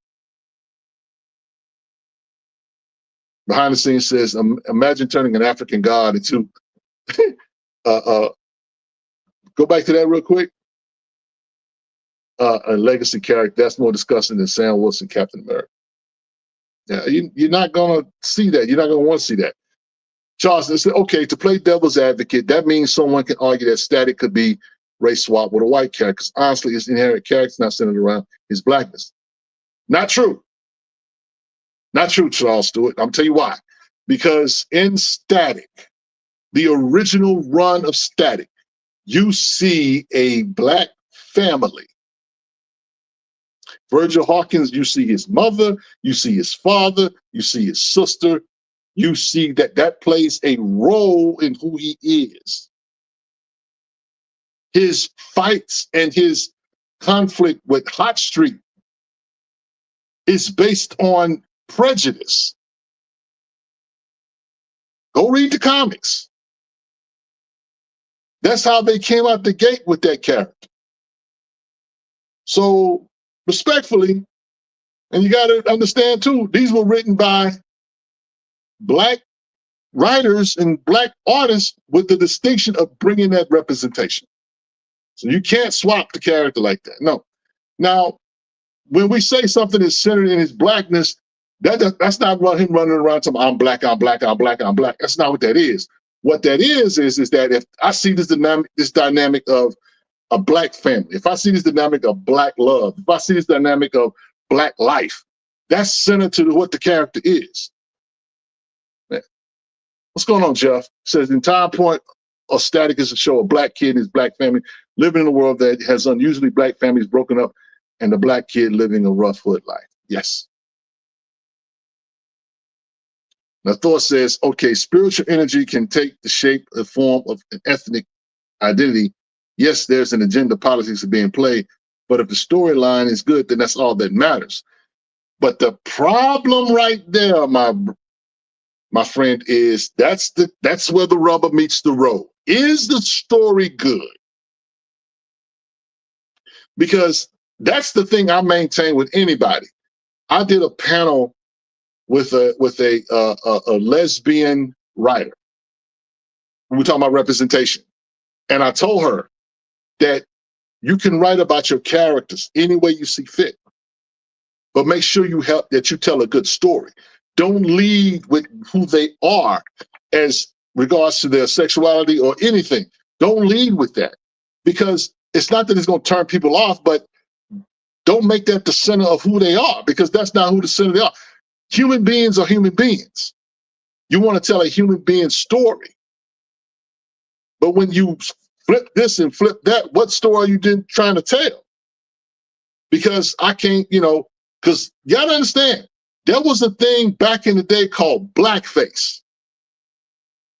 And people did blackface to try to basically portray black folks a certain way. That's what white people did. They put on a black face. One of the reasons why I don't like it or whatever, because some of this stuff that we see, when we see the race swaps, that's what it is. You can say that your intentions are for this, that, the other. I'm just telling you what it looks like from an aesthetic standpoint. Now, again, there was a book that came out a few years ago, the What If Miles Morales books, whatever, and the one about what if Miles Morales became Thor, and some of the stereotypical stuff that was in that book that caused that man that wrote that book to give his money back. No. Some stuff is tone deaf. So if you're going to play with that and swap stuff or whatever, you got to know you can't be tone deaf. So it's better that you not just do that. Now, behind the scenes, his Blade could be white. He could, because his race is not centered to who his character is. He's British, but he's a black Brit. That never comes across. He's just a vampire killer. But his name is Eric Brooks. And he's black for a reason. So, and in the original comic books, he's a black man with fro and some shades. It is what it is. He says, could Bishop be switched? Some people, here's the thing about that, Vince. Some people don't think Bishop is black. I've heard people say that Aborigines are not black. I'm not one of those people, but some people have said that.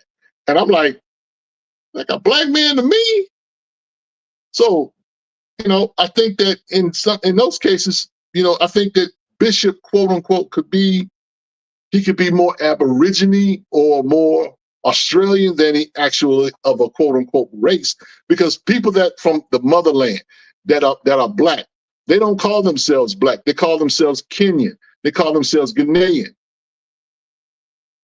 They don't identify themselves as a color.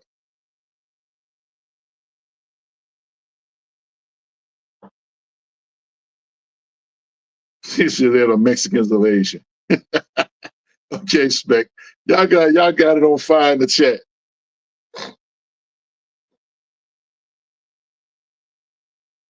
Charles Stewart says, I personally would love to see Bishop from now on be canonically Filipino with maybe a little bit of black heritage. Yeah. Juan says, Bishop just had that S curl. I mean, look, Bishop, curl, perm, whatever, a shag.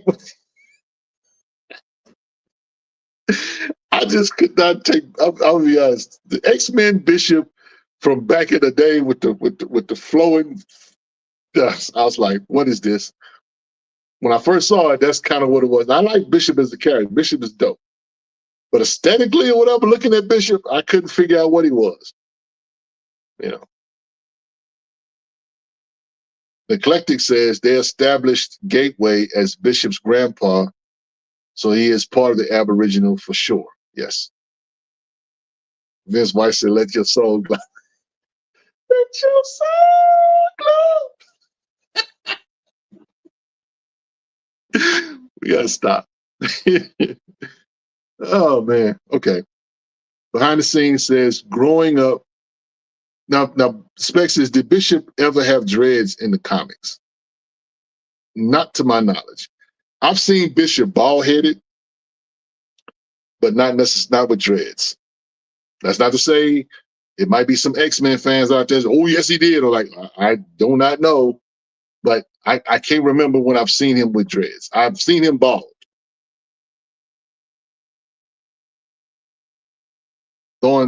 Jeffrey Thorne says it was a retcon. Bishop had been coded as black until then, but Claremont has weird. We are the world fetish. Oh, we are. I mean, that's man, that's a given. That's a given. Like says when Soleil wrote him. Okay.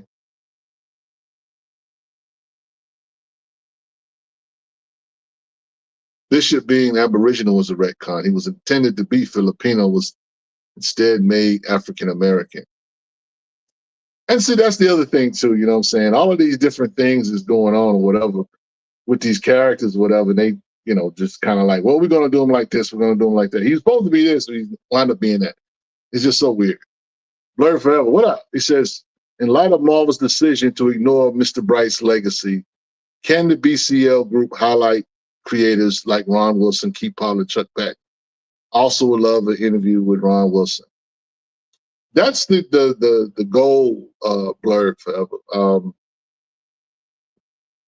I think that as time go on, we will do those things exactly. It's just really a matter of reaching out and them willing to want to, you know, sit down and chop it up with us or whatever. You know what I'm saying? You know, Marvel's shade, if I can say it like that, to not honor him in their comic books was definitely disheartening. But like as I said on my last show, I'm no longer holding Marvel response. I'm going to honor him at Black Comic Lords in the way I know I can. I honor him. I think that's something that we should all do with all of our creators, wherever they work at, whether it's Marvel, DC, or any other independent, Dark Horse, whomever. We should just celebrate them and not wait for a corporation to do what we have been empowered to do. Because could BCL interview Larry Stroman? He did such excellent work on the 90s X-Men launch. Go get a late pass. We have interviewed Larry Stroman. Matter of fact, Derek, I don't know if you can, but can you put that link to that interview in the chat? We've interviewed Larry Stroman. Matter of fact, Larry Stroman and Todd Johnson. We've interviewed them before. Larry's a consummate gentleman. You know, love his work. You know what I'm saying? Love Tribe.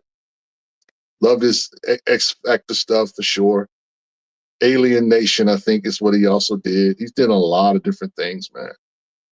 So, matter of fact, somebody was talked about in the chat about a week or so ago about Watson and Holmes. He did some books on Watson and Holmes as well before the other writer that's on it.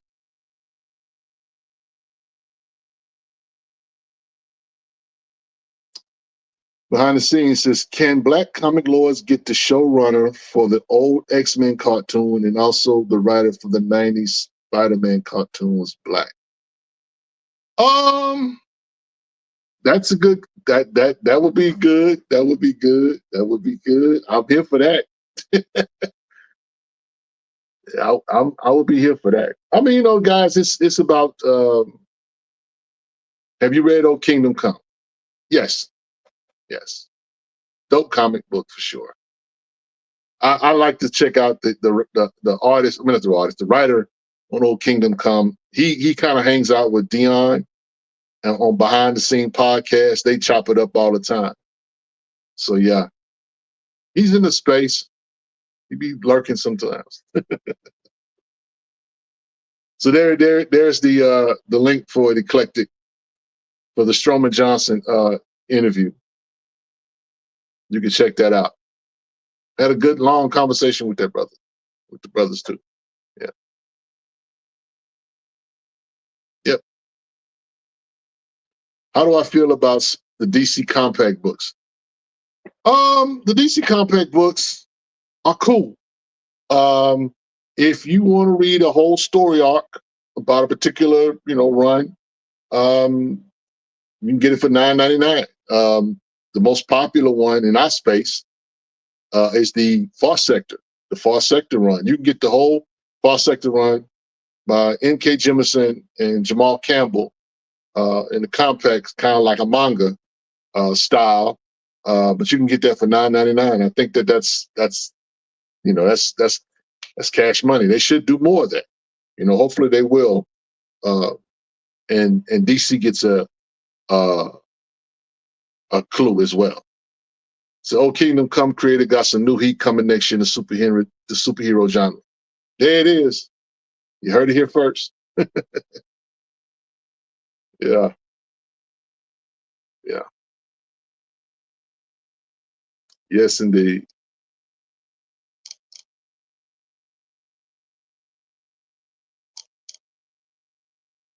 He said, compact books are good, but have your reading glasses ready. Rich, if you could pick a creative team to write Brother Voodoo, who would you choose? John Jennings. I want John to write it. I wouldn't be mad if John Jennings wrote and drew a Brother Voodoo series, but I would like John Jennings to write a Brother Voodoo story and to art either Sean Damian Hill or Kanan White. Either those two, Sean Damian Hill or Kanan White. I would love to see John Jennings. I would like to see John Jennings. And the reason why I say John Jennings is because John Jennings has a book. I don't know if Derek, you could pick up this book, but he's got a picture of this book. But he wrote a book called Blue Mojo. I think that's the name of it. Real good book, independent book, amazing. And I think that he would do a Brother Voodoo book justice. So yeah, I would be here for that for sure. Let's see. I think there. It is, Blue Hand Mojo. If you had not read this here, you might want to go pick this up. Yeah, you might want to pick this up. This has got, it's like a Voodoo meets Easy Rollins type feel story. It's an amazing story. I think you guys would dig it. Rodney Barnes will be in a great Brother Voodoo book. Make it a Red Band book. Yeah. I need my man's Rodney Barnes. Shout out to the GOAT that's Rodney Barnes. He's writing a lot of dope stuff. You know what I'm saying? I just need the Philadelphia book to come on back. I didn't think I'd miss it as much. Yeah, I need him to bring that back. Now, Style So Serious is Defiant is a good read. We know that, bro. You just gonna put that up there. I guess Derek said you're gonna read this comment. Defiant is an excellent read. I love Robert Smalls. I think the Robert Smalls story is great. We only got one issue in though. I'm waiting on issue number 2 for sure. I love Defiant. Defiant is a good read. I'm checking it out. Really enjoying the new Popeye series. Marcus Williams, great art, action, textbook, comic book presentation. It is. And here's the funny thing about it. I went and tried to find, this is going to be a 5-issue book. Okay. I went to try to find out whether or not we're going to get a Whaler Joe cover. So I went into some of the solicits for issues 4 and 5, and a couple of the covers have not been released yet. So I'm hoping that Whaler Joe makes the cover of one of these. But I am enjoying Marcus Williams' book. I'm definitely enjoying his Popeye story. Vince asked the question. Okay, well, let me get to Moan first. He says, Rich, have you read Ascension Comics by Top Cow? No, I have not. I don't read a lot of Top Cow books. I've read a few, but I don't think I've ever read Ascension. Vince asks, is Wesley too old to play Blade? I don't think he is. I would now. Here's the thing about that, Vince. I'm gonna say this. I want him to, and they Marvel has done this for some of their characters. I want an old man Blade story. I want an old man Blade comic book. To be honest with you, I would like to see that. Now, can he play Blade? Wesley's in good shape now. All of the martial arts stuff or whatever. I don't know if he's still because he's in his 60s. So I don't know if he could do that, but I would. As far as comic books, I would be here for an old man Blade story. Matter of fact, I would be here for it. Give me old man Blade. Give me old man Luke Cage. We kind of getting that a little bit. Give me old man T'Challa. Matter of fact, I would just like give me Luke Cage, T'Challa, Blade, and Blue Marvel, old man Blue Marvel. Just give me a comic book with them four in it together and start the book off. They sitting around playing dominoes. Give me that. give me four old black superheroes sitting around shooting the breeze playing dominoes. Give me that. I want to see that. Yo. Beck says, how old is Blade? I've never seen his age. Blade, I think, don't quote me on this. We might have to get Eric Brooks' little brother on the phone. Somebody direct message Rico and ask him if he know how old Blade is. I think Blade is very old, though. I did watch the anime. I enjoyed it. I think that it was dope. And I enjoy all things Blade, to be honest with you, but I definitely enjoyed the anime. I thought it was amazing. I thought Sticky Fingers Blade, the series, the one season that they did, I thought that was good. I wanted season 2, but they didn't give it to us. But yeah. He said Luke Cage and Avengers Twilight look jacked up. Oh, bro, they the black was cracking in that Avengers Twilight book. I want him to be like the old man Blade in Timeless that beat up Moon Knight. That's the Blade I want. Old man Blade I want. I want him with a full beard, brolic like the Hulk, killing everything. Yeah, just give me that. Behind the scenes says, need to pitch a Blade Castlevania crossover with Van 500 deep. I'll be here for it. I will be here for it, for sure. Yep. The Timeless Cage was crazy. Yeah, look, I think we're going to get some more of that, though. I think more of that's coming back. So, y'all stay tuned. According to Marvel, Blade was born in 1929. So he's almost 100 years old. So, yeah. Because he's Daywalker, he ages very slowly. So I had to pick up that Avengers 20. Y'all sold it. Yeah, man, it was good, bro. That was good. That was classic T'Challa. That's the thing about that book, because I really think that people, I'm not gonna say people slept on that book or whatever, but I didn't see a lot of people talking about that book. And I don't have the Avengers run on my pull list. So when I saw T'Challa on the cover of the book, I was at the comic shop. Saw T'Challa on the cover of the book. Oh, this is a nice cover. So I picked it up and opened it and flipped it. Just started thumbing through pages in it. And so I didn't see nobody but T'Challa. So I'm like, this is a Black Panther book. Took it home, read it, and it was good, bro. Spec says, you think the new Black Lightning book will last? It's a limited series, Specs. It's only going to be 6 issues. So it's a limited series. It's not going to go past 6 issues. I wanted to go past 6 issues. And that's gonna be a decision that DC makes based on sales.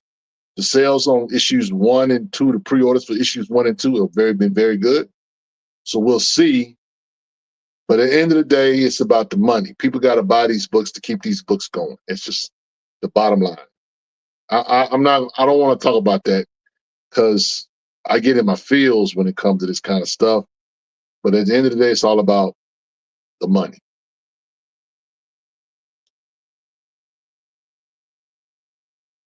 Behind the scenes, so they need to make a white vampire hunter called Razor, hunting vampires that turn you black.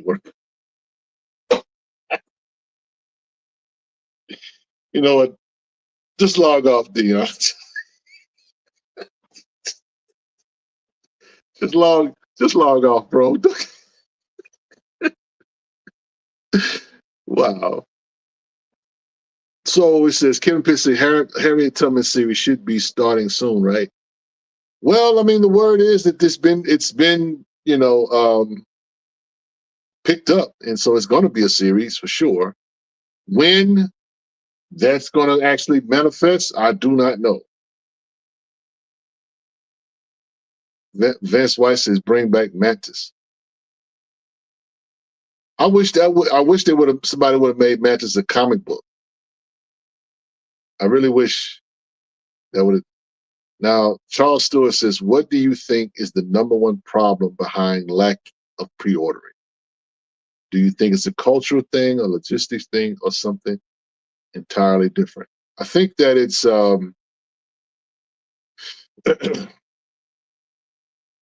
the truth be told, I think that it's just a communication thing. Black comic book collectors, the collectors know the importance of pre-orders. We've tried to stress the importance of pre-orders. So the collectors kind of know. It's the casuals that want to get into collecting that really don't know. Because to them, okay, a book is going to be at the shop, I can just go get it at the shop. And they can say, I bought the book, I bought the books, I bought the books, I bought the books. They can even show you that they bought the books, right? But the sales on those books don't count. They just don't. That's the backwardsness of the industry. If you go to a comic book shop and you see a Miles Morales comic book, you get the book off the shelf. The LCS where you're buying that book from gets the credit for the sales. But does that calculate in terms of the sales in regards to the corporation? It does not rank. The sales that corporations look at, that Marvel and DC and independents and all of these companies look at, they look at the pre-order sales. Everything is based on the pre-orders. Because see, if a comic book, let me give you an idea. Comic books have for a comic book to consider to be successful, I don't know if it's changed in the last 10 years or so, but for a comic book to be successful, it has to sell upwards of 20,000 comic books. You're not going to get 20,000 comic books on a shelf if you're not Batman, Superman, Wonder Woman. You're not going to get 20,000 on the shelf like that. Just not. You have to sell 20,000 pre-orders. That's for a comic book to be considered successful. That's just the industry. So it's a communication thing, in my opinion. To answer your question, I think it's something entirely different because a lot of us do not understand the industry because we're not in the industry. I'm just a kid going into a comic book shop trying to buy a comic book. That black dude on YouTube on Sunday night said, I need to go get this book. I don't know what pre-order is, so why do I need to pre-order if I know I see it on the shelf and I grab it? Now, if it's not there, then I'm questioning the LCS. They didn't order it. They didn't order our comic book. Well, they didn't know there was going to be any interest. Who's at fault? It's not the comic book shop. If they don't know that there's any interest, why would I order a book and I'm not sure nobody's going to come buy it? I like Vince's comment. They need to market black comics in barbershops, have Black Lightning, Nikes, Black Panther, Adidas. Well, again, they could do those kind of things, but that's not even guaranteed they're going to sell. See, it's so weird to me, bro, because I was thinking about this earlier. I had thought about doing a show. I'm going to chase a rabbit. I know we have an AMA talk, but I'm going to chase a rabbit for a minute. I was thinking about the Marvel's sanitization of Black Panther. And why is Black Panther, of all the black characters, why is he the center and no one else? And here's the thing, with Black Panther, that's a character that transcends comics. That's a character that is cultural. They have put out several books just talking about the influence of Black Panther. You can get books on Wakanda. There's a book called Wakanda Atlas that talks about or displays the whole map, the geography of Wakanda. Have all of these different things that you could talk about when it comes to Wakanda. And no other character has that. No one's doing that for Thor. No one's doing that for Hulk. No one's doing that for Captain America. No one's writing books about the cultural influence of Captain America. They don't need to. It's America. But with Black Panther, though, there's this idea that this character represents so much. He represents Black manhood. He represents excellence. He represents what life would be like without colonization. He represents the significance of Blackness and things of that nature. He represents a lot of different things. And so people wonder why Black Panther fans are, a lot of Black Panther fans are rabid, because he represents a whole lot outside of just comics. One of my favorite books about Black Panther, Marvel put out a book a few years ago of just like, it was an anthology of different Black Panther stories. They gave some writers, license to tell a Black Panther story. And you got stories about Queen Divine Justice. You got stories about Shuri. You got stories about T'Challa. You got stories about Bass. You got so many different stories, but they put it in a book form. And so there's so many things that they do with this one particular character, because of all the Marvel characters, this character has the most mileage. There's no one that gets more miles than T'Challa. And it's crazy, but that's just the truth of the matter.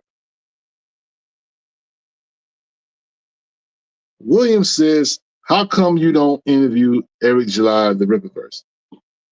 It's not that we have not, or we won't. We can, William. We definitely can do that. You know what I'm saying? And Eric July is local to me here in Fort Worth. So we would definitely respect what he's done. All he's done is put out some dope stuff. A lot of people like it. A lot of people don't like it. He's polarizing. But all I've seen from him at this point, in my opinion, is a consistency. There's things that go with that. But it's not like we can't. We definitely can do that. It's just, it's a matter of just making it happen. And like I say, there's a lot that he says asking Eric July comic book question probably won't end well. No, I think I think I think it would be fine. This is the guy who has strong opinions about the comic book industry. So much so that he said, you know what, I'm gonna do it myself. We should salute him for just that. It's one thing to just talk and say everything is trash and say, you know what, I'm just gonna just trash the industry. I'm not gonna, try to represent or do something that, this is how it should be done, or this is what I would like to see. Because we tell people that. Think about this for a second. We tell people, be the change you want to see. And then the minute they do it, we got issues. Yeah. So that would be a good collaboration. I mean, that's people are asking for it for sure. We've talked about it, so we probably will. You know what I'm saying? It's not a matter of why won't we do it? It's just a matter of when we will do it. I definitely enjoy his. I'm looking forward to the Blood Ruth book that's coming out. I got the black and white edition. I'm looking forward to reading that because I definitely enjoyed her in Isom issue #2. So, yeah, salute to Eric July. I'm a fan. Moan says, I hope y'all didn't sleep on 20 Past Rigger, bruh. Oh, yeah. Oh, yeah. Rodney Barnes fan, baby. Yes, I got all the 20 Past Rigger. There's only 3 issues. That and Johnny Gatlin, you know what I'm saying? Now, supposedly he's going to do more in a graphic novel dealing with 20 Past Rigger. But yeah, I definitely enjoyed 20 Past Rigger. I'm here for talking zombies. Zombie that's coming at you to eat your brains or whatever, right? But, what's good? I'm here for that. Behind the scenes says, Eric July got comic books for kids, horror titles now. He outgunned his peer group, and now they're hating on him. Dude went from critic to creator, mad props. Yeah. He did his thing, man. With me, I'm definitely, I have to definitely salute that. I can't hate that. I mean, you know what I'm saying? It's like, I could be critical of a person's art from the standpoint, okay, this guy just talks trash and he doesn't put anything behind his trash talk, whatever. I mean, the guy went and spent his own bread. He bet on himself. And, again, he's got to win some people over, but he's won enough people over where he doesn't have to really even bother with people he has to win over. If people come over to his side, it's because they have seen the work. He's done the work. So we can't be mad at that. We really can't. He put Canaan White, he put some bread in Canaan White's pocket, doing covers, that kind of thing. I mean, guy's done work. Can't be mad at that. Did you read the Iron Fist and Power Man series drawn by Sanford Green? Yes, and written by David Walker. Absolutely. Absolutely. Did. One of my favorites. Definitely. That was a good series. Enjoyed it for sure. And David Walker's someone that could write Brother Voodoo as well. I think he could do a good job with Dr. Voodoo.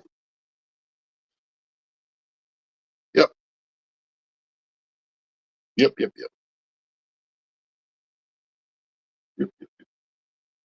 So what else we got, guys? What else we got? Shout out to everybody that's reading All-Star, not All-Star, Absolute Superman. Absolute Superman issue #2 was dope. Someone on the fan cast subreddit cast Marlon Wayans as Black Lightning. Thoughts? Oh no. Nah. Nah. Marlon Wayans? Nah. I mean, I guess Marlon is a little older now.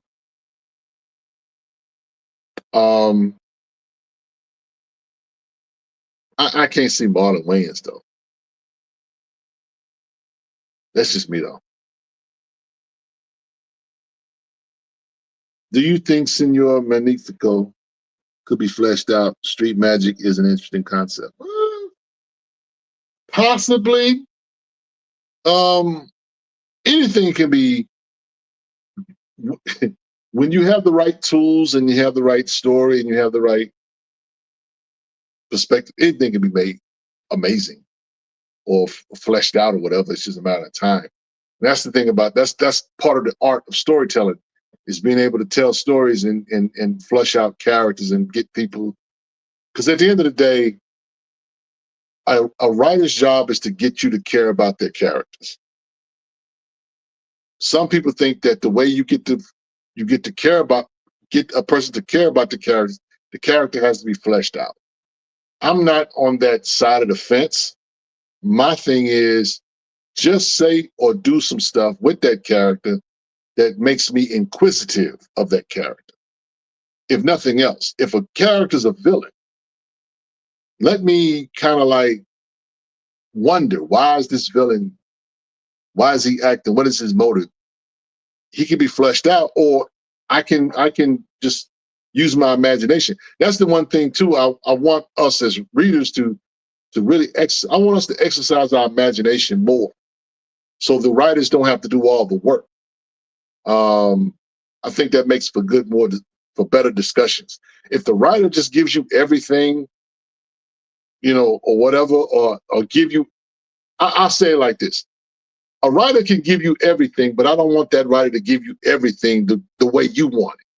I want them to give you everything, but I want them to give you everything in the way that it makes sense for the writer to reveal it. Because the writer's always got to have a carrot.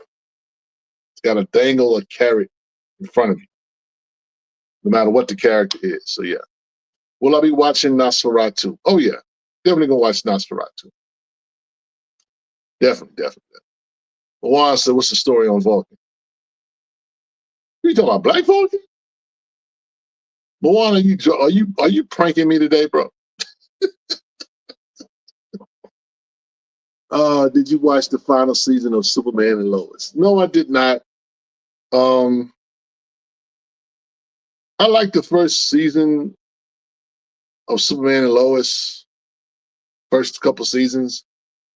Kind of checked out after that. So, but no, I wasn't invested like that in Superman and Lois. Eclectic acts, rush ending. No doubt. That's what happens when they do these kind of things. It's never a good send-off. It's always, we got this to do, let's make it happen. And it never lands well when you do that. Do you think certain villains like Carnage should be benched a few years to severe overuse? I am not a Venom guy. I know Venom guys, so they can answer that question. I can't answer that question because I think that certain villains, when they're always around, the mystery of them or the intrigue of them does not they lose their luck, they lose their luster, if I can say it like that. One of the things I talked to Brandon Easton about when we interviewed him was creating new villains for Black Lightning. Because when people associate Black Lightning, they automatically say Tobias Whale. And Tobias Whale is a great villain. I think Tobias Whale would be a great DC villain, but he's associated with this one character.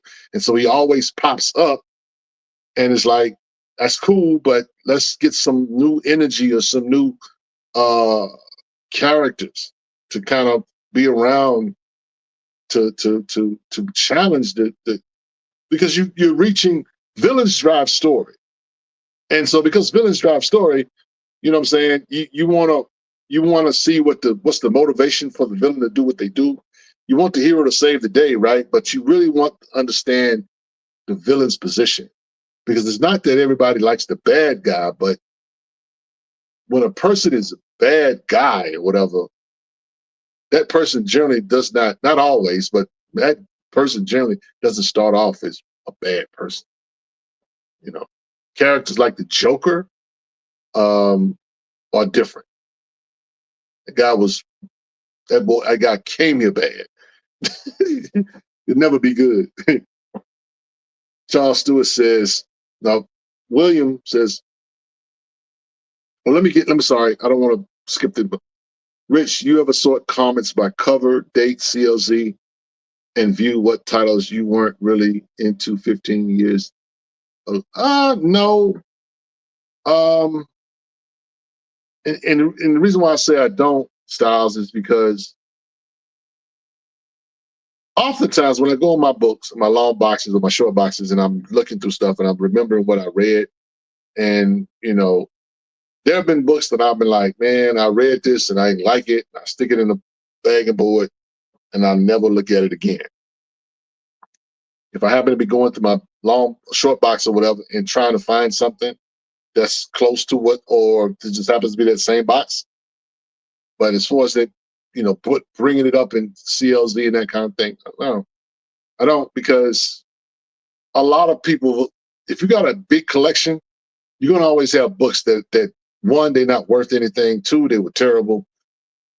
Nobody has a collection that's 100% perfect, or everything in that collection is because if you are a completionist, if you like to collect runs, Batman, for example, Batman's Tom King is not that good, but that's literally like 70 issues of some people's collection. It was just no good. So,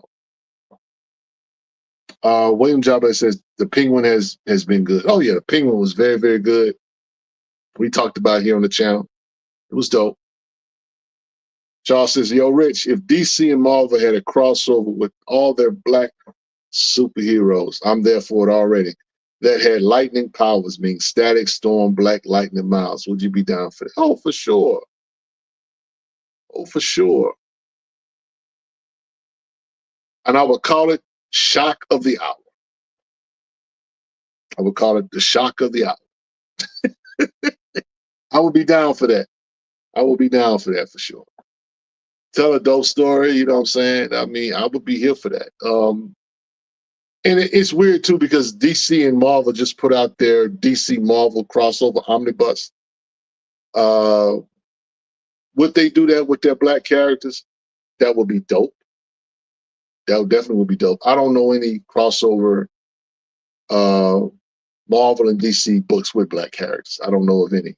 You guys might know some, but I've never read a Marvel and DC, because I've seen, Silver Surfer, I think Superman did a crossover, but as far as like Black Lightning, I'm not Black Lightning, but like Black Panther and somebody in a crossover, I don't recall ever seeing T'Challa in a book with a DC character. But I would be here for it for sure. I definitely would be here for it for sure.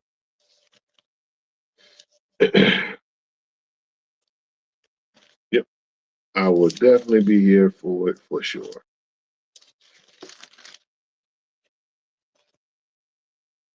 So look, guys, I'm gonna go ahead and wrap this up. It's been chill. Thank you guys for hanging out with me. Check out our videos, man. We've had some dope interviews in the last week or so. We did Dennis Cowan. That was a great interview. Check that out. We interviewed Rodney Barnes. We did the Stormwatch with the creators of Stormwatch and the artists. Tom Brevoort, the X-Men editor at Marvel, was in that conversation as well. The Godfather, Joe Illich, who's writing Shadow Cabinet. And the Queen, Aletha Martinez, dropped a lot of jewels with us. Yeah. It was. We've had some dope interviews. Dope interviews.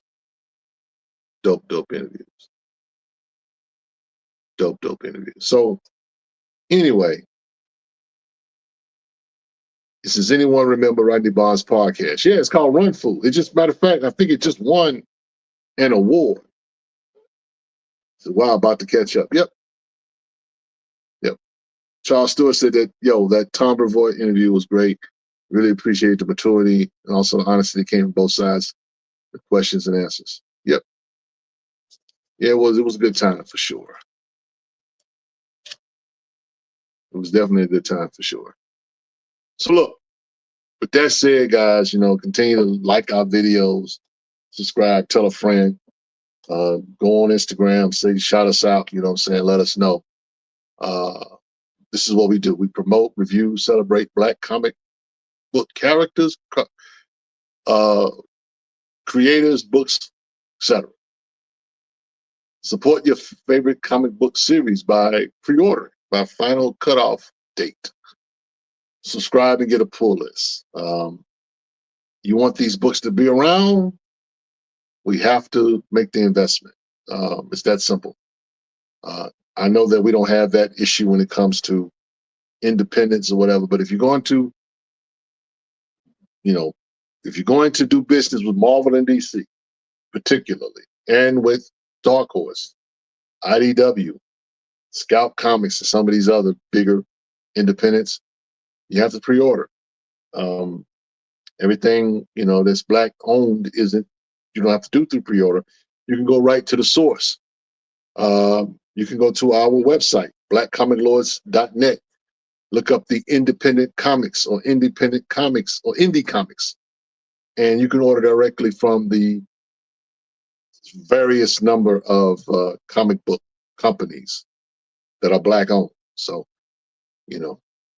uh, Stranger Comics, one in particular, if you go to strangercomics.com, put in the discount code BCL, you get 10% off.